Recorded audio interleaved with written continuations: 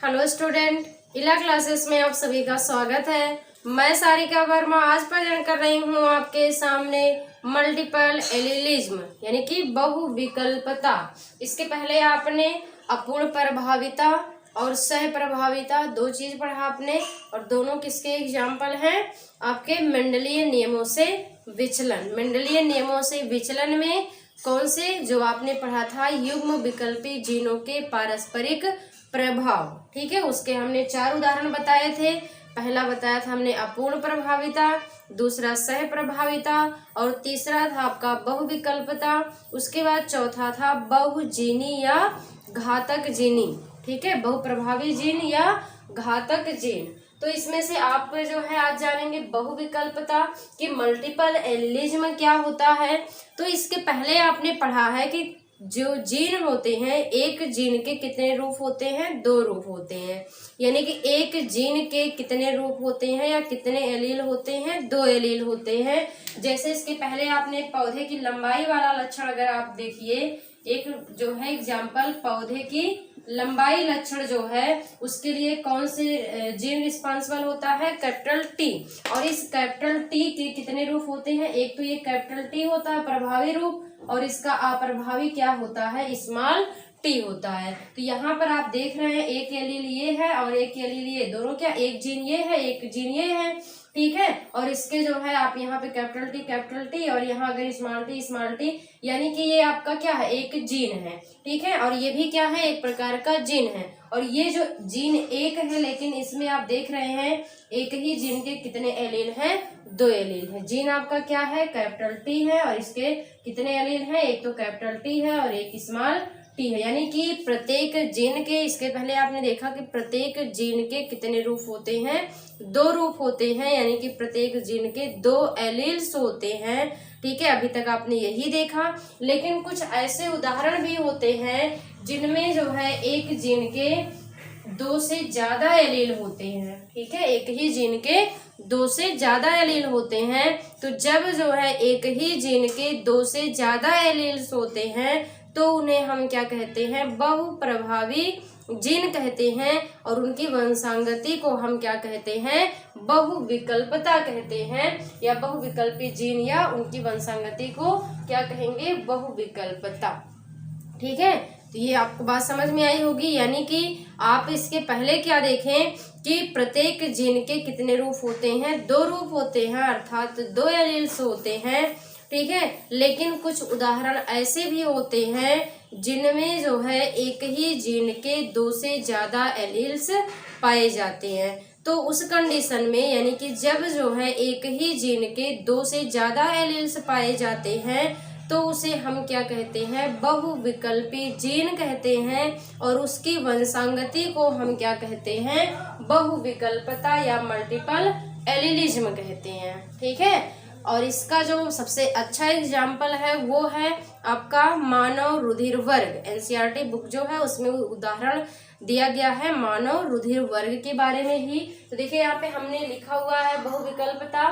जब एक ही जीन के 2 से ज्यादा एलील्स पाए जाएं तो उन्हें हम बहुविकल्पी जीन या बहुविकल्पी एलील या उनकी वंशांगति को हम क्या कहते हैं? बहुविकल्पता कहते हैं। और इनका जो एग्जाम्पल है, जो उदाहरण है वो क्या है? वो है मानव रुधिर वर्ग। आप जानते हैं कि मनुष्य में या मानव में कितने प्रकार के? 4 प्रकार के रुधिर वर्ग पाए जाते हैं। कौन कौन से? ए बी और ओ। ये 4 प्रकार के रुधिर वर्ग जो होते हैं, इन रुधिर वर्गों की खोज किसने की थी? तो आपको ये पता होगा किसने की थी? कार्ल लैंडस्टीनर ने की थी। इनकी खोज किसने की थी? कार्ल लैंडस्टीनर ने की थी। यानी कि मानव रुधिर वर्गों की खोज किसने की? कार्ल लैंडस्टीनर ने की थी। और मानव रुधिर वर्ग कितने प्रकार के होते हैं? 4 प्रकार के होते हैं। तो ये जो 4 प्रकार के मानव रुधिर वर्ग होते हैं, इस रुधिर वर्ग को निर्धारित करने वाला जो जीन होता है वो क्या होता है? वो आई होता है। तो हमने यहाँ पे लिखा हुआ है कि मानव में 4 प्रकार के रुधिर वर्गों को निर्धारित करने वाला जीन जो है वो क्या होता है? आई होता है। और ये आई जीन जो है, जैसे आपने देखा था पौधे की लंबाई लक्षण जो है उसको निर्धारित करने के लिए कौन सा जीन जिम्मेदार होता है? टी जीन जिम्मेदार होता है, उसी प्रकार से मनुष्य में जो 4 प्रकार के रुधिर वर्ग होते हैं उनको निर्धारित कौन करता है? उनको निर्धारित करने के लिए एक जीन होता है जो क्या है? आई है। जैसे आपने वहां पे देखा था कि जीन जो टी है, टी के कितने रूप हैं? 2 रूप हैं, एक कैपिटल टी और स्मॉल टी, 2 ही रूप है, या प्रभावी और एक अप्रभावी। तो यहाँ पे जो आई जीन है इसके कितने रूप होते हैं? 3 रूप होते हैं। और वो 3 रूप कौन कौन से हैं? तो आप देख रहे हैं यहाँ पे आई ए, आई बी और आई ओ पढ़िए, चाहे तो इसे आई स्मॉल आई भी हम कह सकते हैं, चाहे आई ओ से डिनोट करें या तो फिर स्मॉल आई से, किसी से भी हम इसे डिनोट कर सकते हैं। तो आई जीन जो है इसके कितने रूप होते हैं? 3 रूप होते हैं। कौन कौन से? आई ए, आई बी और आई ओ या स्मॉल आई।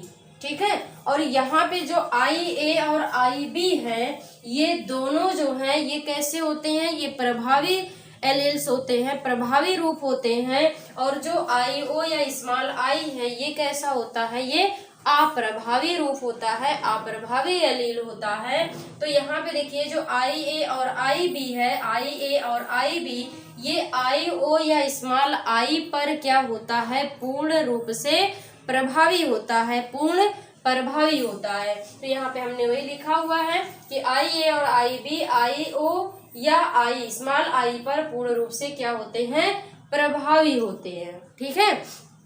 और एक चीज यहाँ पे आपको याद रख लेना है, अब जैसे कि आई ए और आई बी जो है ये जब आई ओ या आई स्मॉल आई पर क्या है? पूर्ण प्रभावी है। जैसे आपने देखा था कि कैपिटल टी जो है ये स्मॉल टी पर क्या होता है? प्रभावी होता है। उसी प्रकार से यहाँ 2 जीन है, एक आई ए और दूसरा आई बी, ये दोनों जो है किस पर प्रभावी हैं? स्मॉल आई पर जो है ये पूर्ण रूप से क्या है?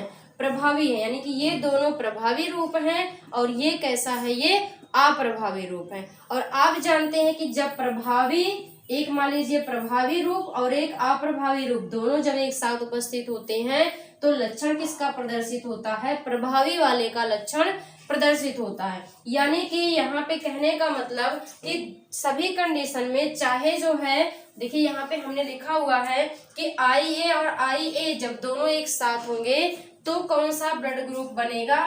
ए ब्लड ग्रुप बनेगा।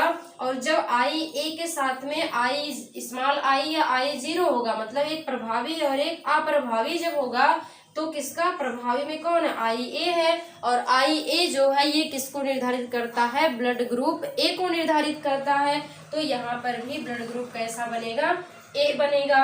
उसी प्रकार से बी भी, जब दोनों जो है प्रभावी रूप ही होंगे, आई बी और आई बी जब दोनों एक साथ होंगे तो बी तो बनेगा ही, लेकिन जब आई बी के साथ में स्मॉल आई या आई ओ होगा तो भी क्या बनेगा? बी बनेगा ब्लड ग्रुप। क्यों? क्योंकि आई बी जो है ये प्रभावी है और स्मॉल आई जो है ये अप्रभावी है। यहाँ पे ये जो आई बी है ये प्रभावी रूप जो है, ये स्मॉल आई यानी कि अप्रभावी पर पूर्ण रूप से क्या होता है? प्रभावी होता है। यानी कि प्रभावी रूप ही अपना लक्षण प्रदर्शित कर पाता है। तो यहाँ पे जो है देखिए बी के 2 कंडीशन, और ये जो आई जो है स्मॉल आई जो है ये तभी अपना लक्षण प्रदर्शित करेगा जब दोनों कैसे होंगे? समयुग्मजीय अवस्था में। यानी कि जब दोनों प्रभावी रूप एक साथ उपस्थित होंगे, जब दोनों अप्रभावी रूप एक साथ उपस्थित होंगे तभी जो है अप्रभावी वाले का लक्षण प्रदर्शित होगा। देखिए यहाँ पे हमने वही लिखा हुआ है, अप्रभावी एलील जो है ये अपना लक्षण तब प्रदर्शित करेगा जब दोनों एलील समयुग्मजीय अवस्था में हो। यानी कि समयुग्मजीय का मतलब जब आई आई दोनों एक साथ हो, यानी कि दोनों प्रभावी जब एक साथ होंगे तभी जो है ये अपना लक्षण प्रदर्शित कर पाएंगे। जब ये जो है समयुग्मजीय अवस्था में होंगे तभी ये अपना लक्षण प्रदर्शित करेंगे। तो देखिए यहाँ पे आई ओ जब एक साथ रहता है तो कौन सा ब्लड ग्रुप बनेगा? ब्लड ग्रुप ओ बनता है। ठीक है। तो ये था जो है बहुविकल्पता के बारे में। अब जो है ये आपके एग्जाम में बहुत पूछा जाता है। ठीक है, बहुत इंपॉर्टेंट है। तो यहाँ पे इसकी वंशांगति भी पूछी जाती है। एग्जाम में आपसे क्वेश्चन जो पूछा जाता है वो यही पूछा जाता है कि बहुविकल्पता या जो है मल्टीपल एलिलिज्म किसे कहते हैं, इनकी, या जो है इसी में दे देगा कि ABO की जो है वंशांगति समझाइए। ABO रुधिर वर्ग की वंशांगति को समझाइए। तो यहाँ पे जो मानव रुधिर वर्ग में कौन कौन से रुधिर वर्ग आते हैं, ए, बी और ओ, यही तीनों रुधिर वर्ग जो है बहुविकल्पता के एग्जाम्पल होते हैं। इसके पहले जब आपने सह प्रभाविता पढ़ा था तो वहां पे हमने बताया था कि जो ए बी ब्लड ग्रुप है वो भी किसका एग्जाम्पल है, सह प्रभाविता का एग्जाम्पल है, क्योंकि जो ए बी ब्लड ग्रुप को निर्धारित करने वाले जीन होते हैं वे सह प्रभाविता को दर्शाते हैं। ठीक है, कैसे, देखिए यहाँ पे आई ए और आई बी, ए बी के लिए जो है कौन से जीन रिस्पॉन्सिबल होते हैं, आई बी और आई ए और आई बी। जब ये आई ए और आई बी दोनों जब एक साथ उपस्थित होते हैं तो कैसा ब्लड ग्रुप बनता है, ए बी ब्लड ग्रुप बनता है। तो यहाँ पे आप देख रहे हैं कि दोनों का लक्षण जो है साथ साथ प्रदर्शित हो रहा है, तो इसी वजह से किसका एग्जाम्पल हो जाता है, सह प्रभाविता का एग्जाम्पल हो जाता है। तो ए बी जो है ये आपका बहुविकल्पता का उदाहरण नहीं है, इसलिए यहाँ पे ए बी का कोई जिक्र नहीं है। तो इतना आपको समझ में आ गया होगा। अब जो है इसके बाद आप देखेंगे कि जो है ए बी ओ रुधिर वर्ग की वंशांगति। ठीक है, इसके बाद आगे आप हेडिंग लिख लेंगे ए बी ओ रुधिर वर्ग की वंशांगति। ठीक है, ए बी ओ रुधिर वर्ग की वंशांगति। तो ए बी ओ रुधिर वर्ग की वंशांगति जो है हम जो है निम्न तरीके से समझ सकते हैं, इसमें आपको कुछ ज्यादा नहीं देखना है। अब देखिए जैसे आपको कुछ एग्जाम्पल ले लेना है, मान लीजिए आपको इस तरीके से माता का रुधिर वर्ग, मान लीजिए इस तरीके से कि माता का रुधिर वर्ग ए है और पिता का रुधिर वर्ग ओ है, तो जो है इनके जो संतान होंगे, इनके बच्चे होंगे, उनमें किस प्रकार का रुधिर वर्ग होगा, यानी कि इनकी वंशांगति कैसे होती है वही आपको देखना है। अब देखिए यहाँ पे हमने लिखा कि माता का रुधिर वर्ग ए है ना, माता का रुधिर वर्ग जो ए है तो इसके कितने कंडीशन हो सकते हैं, या तो जीन होगा आई ए जीन हो सकता है, या तो कौन सा जीन हो सकता है, आई स्मॉल आई जीन हो सकता है। आप देख रहे हैं कि ब्लड ग्रुप ए जो है इसके लिए कितने, 2 जीन रिस्पॉन्सिबल होते हैं, और ब्लड ग्रुप बी के लिए भी कितने जीन, 2 जीन रिस्पॉन्सिबल होते हैं, और ब्लड ग्रुप ए के लिए केवल 1 जीन ही रिस्पॉन्सिबल होता है। तो यहाँ पे कहा गया है माता का रुधिर वर्ग ए है तो या तो ये वाला जीन होगा या तो ये वाला जीन होगा। ठीक है, और पिता का रुधिर वर्ग ओ है तो ये कौन सा होगा, एक ही होगा, स्मॉल आई, यही एक ही कंडीशन बनेगा। तो अब वंशांगति दिखाने के लिए हम क्या करते हैं, इस प्रकार से एक चेकर बोर्ड बनाते हैं, इस तरीके से, जैसे इसके पहले आपने मेंडल का प्रयोग पढ़ा वहां पे आप पढ़ रहे थे, इस प्रकार से आप ऐसे बनाएंगे, 4 बॉक्स बनाएंगे। ठीक है, और एक तरफ जो है इधर मान लीजिए आप किसका लिख लेंगे, माता का, और इस तरफ आप लिख लेंगे पिता का रुधिर वर्ग। ठीक है, अब देखिए यहाँ पे जो माता का रुधिर वर्ग है, अगर आप ये वाला पहले ले लीजिए, ये वाला, और पिता का ये, तो माता का यहाँ पे आपको लिखना है आई ए, और पिता का यहाँ पे स्मॉल आई और स्मॉल आई।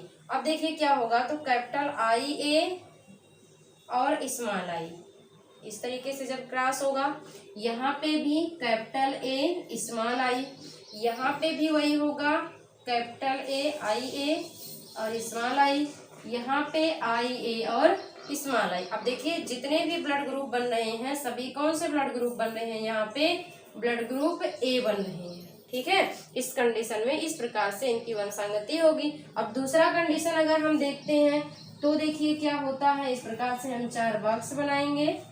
ठीक है, एक तरफ लिखेंगे माता का, इधर मान लीजिए हमने लिख लिया माता का, और इस तरफ हमने लिख लिया पिता का। तो पिता का क्या है, स्मॉल आई है, माता का मान लीजिए ये वाला है आई ए और स्मॉल आई, तो यहाँ बनेगा आई ए और स्मॉल आई, और यहाँ क्या बनेगा, यहाँ स्मॉल आई बनेगा, फिर यहाँ पे आई ए बनेगा और स्मॉल आई बनेगा, यहाँ पे स्मॉल आई, तो यहाँ पे ब्लड ग्रुप ए बना, यहाँ पे ब्लड ग्रुप ए बना, यहाँ पे ओ बना और यहाँ पे ओ बना। तो आप देख रहे हैं 50% जो है किसका चांस है, ए का, और 50% चांस जो है किसका है, ब्लड ग्रुप ओ का। तो ये जो है इस प्रकार से इनकी वंशांगति होती है। आप कुछ भी माता का रुधिर वर्ग बी मान सकते हैं, पिता का रुधिर वर्ग ए मान सकते हैं। इस प्रकार से आप वंशांगति को दिखा सकते हैं। ठीक है, तो ये था आपका बहुविकल्पता। इसमें ज्यादा कुछ नहीं है, आपको ये समझ में आ गया होगा। बहुविकल्पता का मतलब ही यही होता है जब जो है एक ही जीन के दो से ज्यादा रूप होते हैं, या जो है हम कह सकते हैं कि जब प्रत्येक जीन के दो से ज्यादा रूप हों तो उन्हें हम क्या कहते हैं, बहुविकल्पी जीन, या उनकी वंशांगति को हम बहुविकल्पता कहते हैं। उदाहरण AB और रुधिर वर्ग है। बाकी आपको हमने ये चीज समझा दिया। उसके बाद जो है AB और रुधिर वर्ग की वंशांगति पूछी जाती है, तो आप इस प्रकार से इनकी वंशांगति को दिखा सकते हैं। ठीक है, ये था जो है बहुविकल्पता। इसका आप जल्दी से स्क्रीनशॉट लीजिए। इसके बाद अब हम अगले जो है एग्जाम्पल पर चलें, जो आपका है बहुप्रभावी जीन। स्क्रीनशॉट ले लीजिए जल्दी।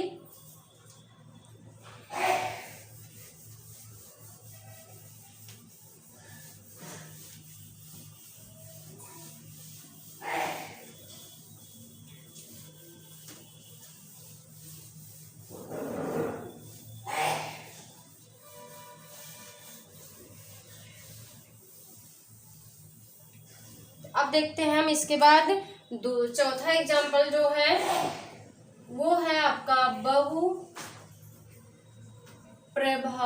जीन। बहुप्रभावी जीन, ठीक है ना, इसको हम कहते हैं प्लियोट्रॉफिक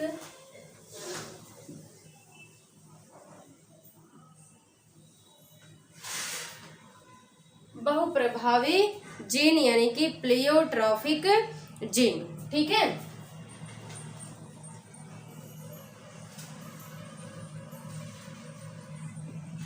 या इसी को हम घातक जीन के नाम से भी जानते हैं, लीथल जीन। चाहे हम बहुप्रभावी जीन कहें इसे, चाहे तो घातक जीन कह सकते हैं, यानी कि लीथल जीन कह सकते हैं। इसमें क्या है, जो इसके नाम से ही पता चल रहा है बहुप्रभावी जीन, मतलब कहने का कि एक ही जीन जो है, जब एक ही जीन एक से अधिक गुणों को प्रभावित करते हैं तो उन्हें हम क्या कहते हैं, बहुप्रभावी जीन कहते हैं। मतलब यहाँ पे हम लिख सकते हैं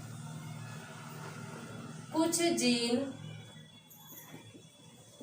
ऐसे होते हैं जो कुछ जीन जो है ऐसे होते हैं जो एक से अधिक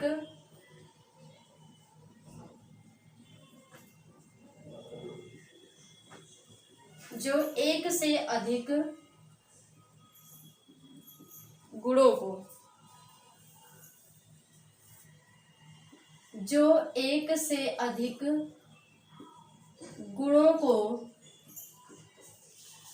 प्रभावित करते हैं, उन्हें क्या कहेंगे, बहुप्रभावी जीन कहते हैं। ठीक है, कुछ जीन ऐसे होते हैं जो एक से अधिक गुणों को प्रभावित करते हैं, तो ऐसे जीन को हम क्या कहते हैं, बहुप्रभावी जीन कहते हैं। ठीक है, और जो जीव होते हैं, जीवों में कुछ जीन्स ऐसे होते हैं जो उनके लक्षणों को तो प्रभावित करते ही हैं, मतलब उनके लक्षणों को ये प्रभावित करते हैं, साथ ही साथ जो है उनकी जो लाइफ साइकिल होती है, या जो हम कह सकते हैं कि उनकी जो जीवन चक्र होती है, उस जीवन चक्र में जो है किसी न किसी अवस्था में क्या हो जाते हैं, घातक भी होते हैं। तो आगे हम लिख लेंगे कि जीवों में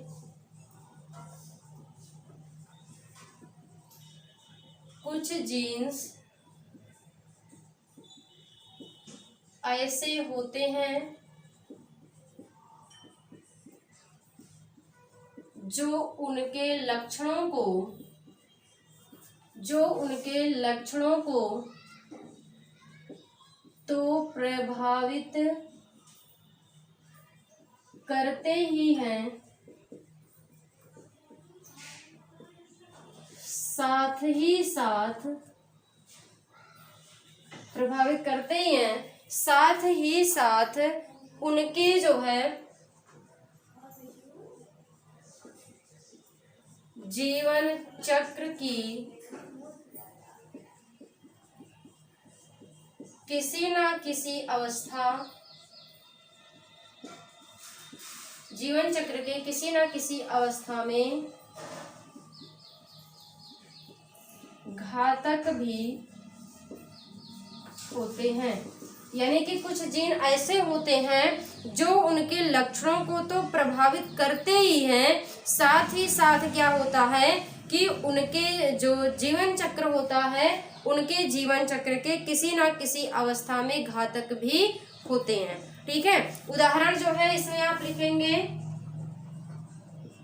उदाहरण है एक वैज्ञानिक है जिनका नाम है एल क्यूनांट।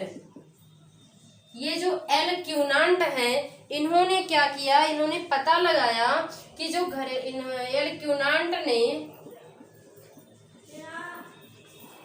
पता लगाया कि जो घरेलू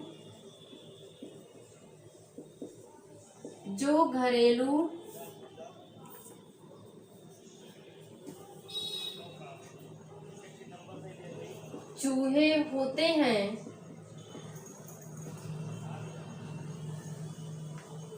उनके बालों का जो है, उनके बालों का पीला रंग,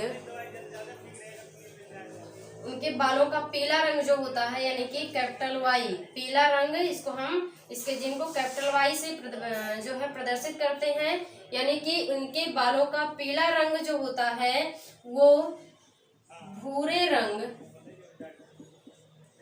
यानी कि स्मॉल वाई, भूरे रंग, स्मॉल वाई से इसको हम प्रदर्शित करेंगे। इस पर जो है भूरे रंग पर प्रभावी होता है।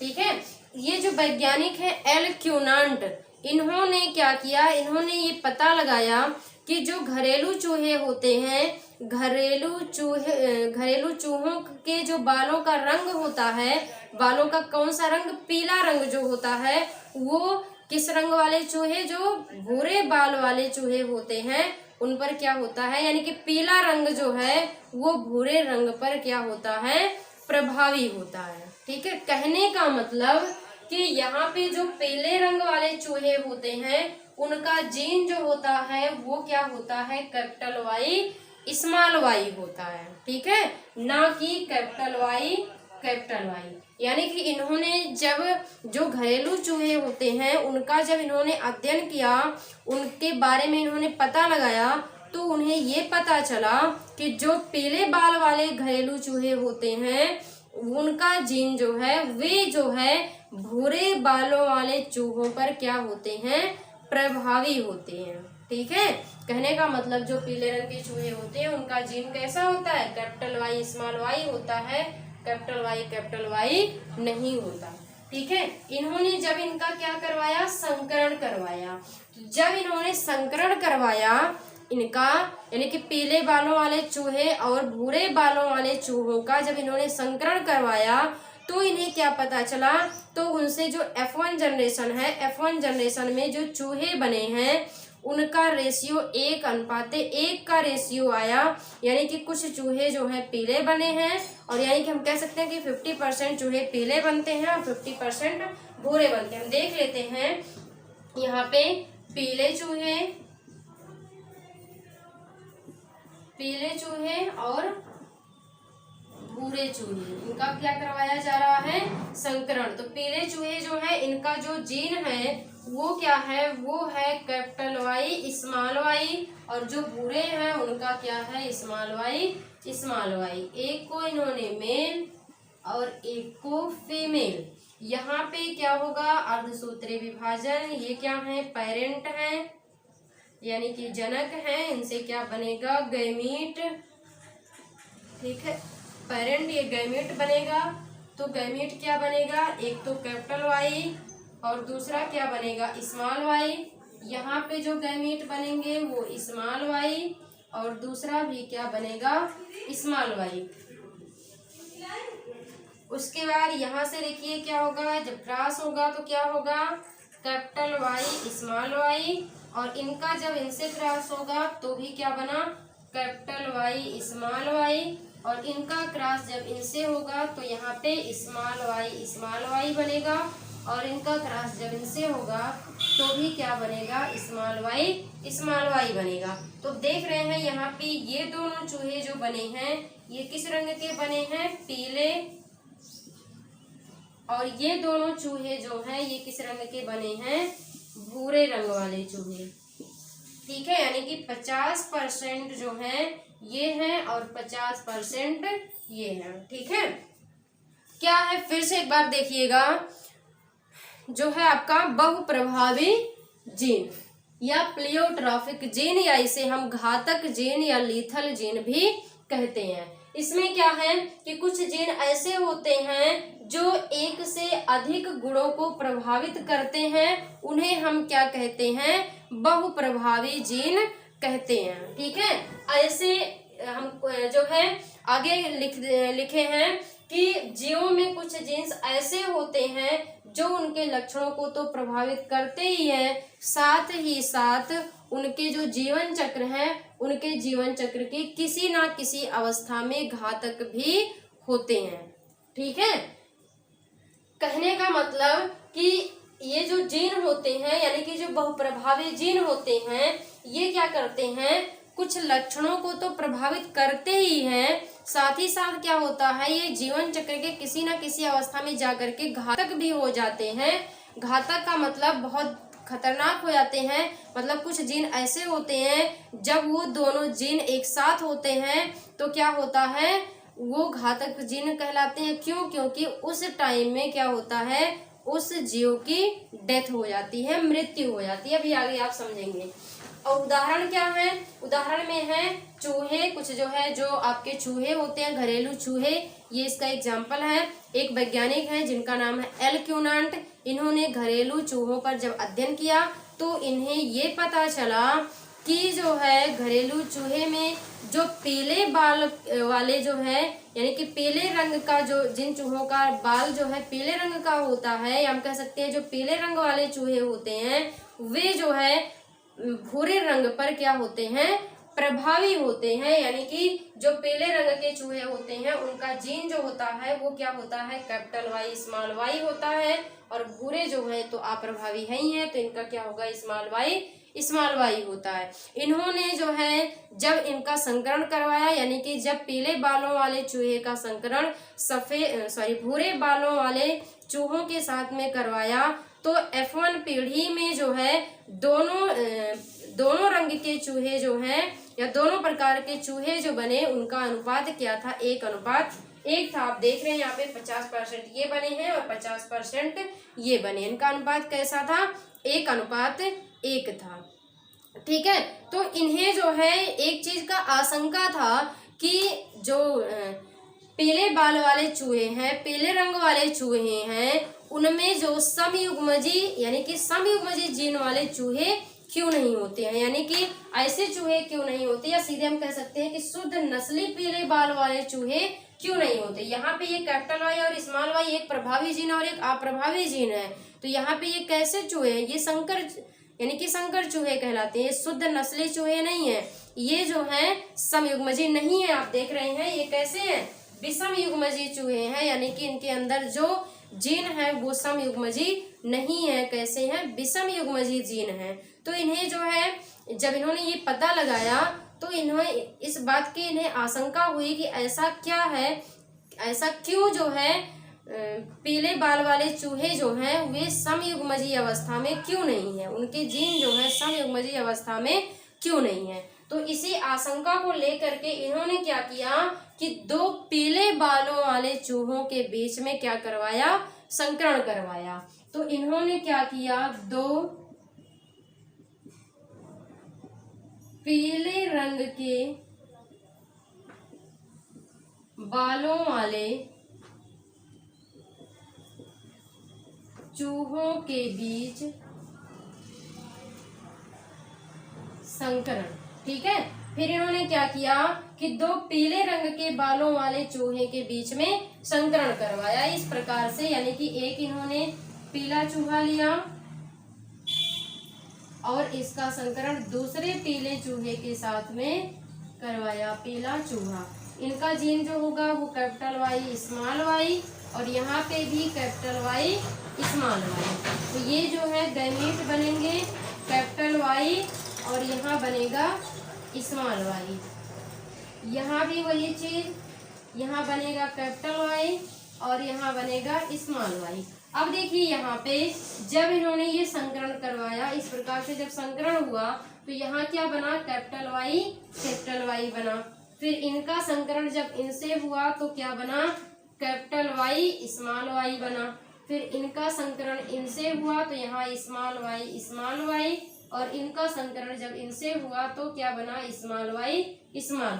तो यहाँ पे ये वाला चूहा जो है ये किस रंग का बना, पीला, और ये किस रंग के चूहे बने, भूरे रंग के। दोनों जो हैं ये किस रंग के चूहे बने, भूरे रंग के, ठीक है। और ये पीला, और ये वाला चूहा जो बना यानी कि कैपिटल वाई जो बना, ये कैसा, ये कोई भी चूहा नहीं बना, यानी कि ये किस अवस्था में, मृत्यु अवस्था में, ठीक है। तो जो है जब इन्होंने क्या किया कि दो पीले रंग के बालों वाले चूहे के बीच में संकरण करवाया, तो F2 जनरेशन में जो चूहे बने उनका अनुपात कैसा रहा, आप देख रहे हैं। एक जो है कैसा बना, पीला बना, और दो कैसे बने हैं, भूरे बने हैं। तो यहाँ पे जो फिनोटाइप रेशियो यानी कि जो लक्षण प्रारूप का अनुपात आया वो कैसा आया, 2:1 आया।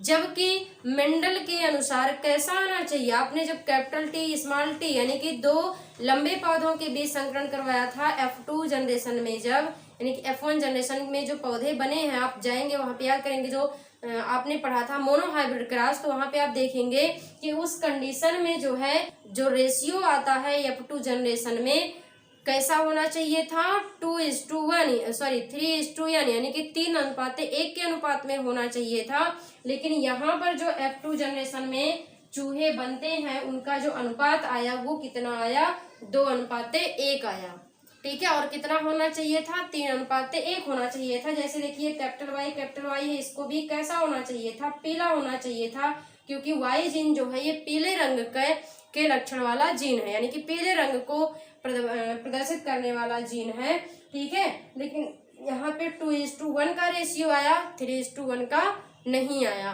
तो इन्होंने क्या किया, एल्क्यूनांट ने क्या किया कि इन्होंने जो है मादा जो चूहे थी यानी कि मादा चूहों का अध्ययन करना शुरू किया। और जब इन्होंने मादा चूहों का अध्ययन किया इनमें जो है तो क्या पाया इन्होंने ये पाया कि जब जो है वाई जीन जो है समयुग्मजीय अवस्था में होते हैं तो उनका जो है भ्रूणीय अवस्था में ही डेथ हो जाता है। मतलब कि जब जो है चूहों के बीच में वाई जीन जो है यानी कि प्रभावी जीन जो है वो समयुग्मजीय अवस्था में हो जाता है, तो भ्रूणीय अवस्था में ही उनकी क्या हो जाती है, डेथ हो जाती है, ठीक है।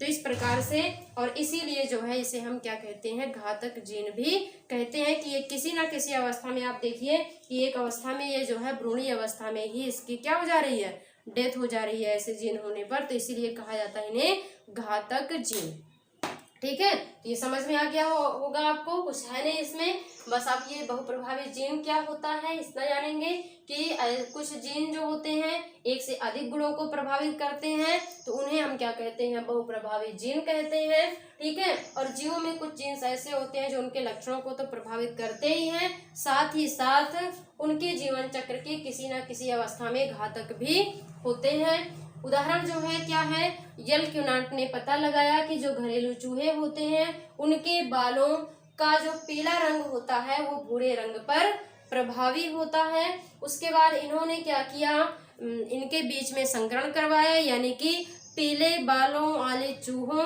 का संकरण जो है भूरे रंग के बालों वाले चूहों के साथ में करवाया। तो इन्हें F1 जनरेशन में चूहों का जो अनुपात मिला वो 1:1 के अनुपात में मिला। और इससे जो है जब इन्होंने देखा कि जो पीले चूहे होते हैं उनमें कैसा जीन होता है, एक प्रभावी एक अप्रभावी, यानी कि पीला वाला जो है ये भूरे वाले पर जो है प्रभावी होता है, तो उनके मन में एक आशंका थी कि जो पीले बालों वाले जो है चूहे होते हैं वो समयुग्मजीय अवस्था में क्यों नहीं होते हैं। तो इसी चीज का पता लगाने के लिए इन्होंने क्या किया कि दो पीले रंग के बालों वाले चूहों के बीच में संकरण करवाया, जब इन्होंने दो पीले रंग के बालों वाले चूहों के बीच में संकरण करवाया तो इन्हें क्या मिला, इन्हें मिला कि F1 F2 जनरेशन में जो है जो चूहे मिले इन्हें वो किस अनुपात में मिले, 2:1 के रेशियो में, यानी कि 2:1 के अनुपात में मिले, जो कि कितना होना चाहिए था, 3:1 के अनुपात में होना चाहिए था। मेंडल के अनुसार जो है, मेंडल के प्रयोग के अनुसार कैसा होना चाहिए था, 3:1 के अनुपात में होना चाहिए था। और जब ऐसा नहीं हुआ तो जो है इन्होंने क्या किया, एल्क्यूनांट ने क्या किया कि जो मादा चूहे थी, मादा चूहों का इन्होंने अध्ययन करना शुरू किया। और मादा चूहों का जब इन्होंने अध्ययन किया तो इन्होंने यह पाया कि जो पीला रंग होता है, या जो हम कह सकते हैं कि जो प्रभावी संयुग्मजी होते हैं, प्रभावी संयुग्मजी जो है ये भ्रूणीय अवस्था में ही क्या होते हैं, इनकी मृत हो जाती है, यानी कि इनकी डेथ हो जाती है। और इससे यह सिद्ध हो गया कि जीन जो है, यानी कि जो कैपिटल Y जीन है, इसके दो प्रभाव हैं। एक तो क्या कर रहा है, ये अप्रभावी के साथ में पीला रंग उत्पन्न कर रहा है, और समयुग्मजी अवस्था में होने पर ये कैसा जीन बन रहा है, ये घातक बन जा रहा है। और इसी वजह से इसे क्या कह दिया गया, घातक जीन या लीथल जीन भी कहा गया। ठीक है, तो इसको आप नोट कर लेंगे और पढ़ेंगे एक बार, दो बार, तीन बार, तो आपको ये अच्छे से समझ में आएगा।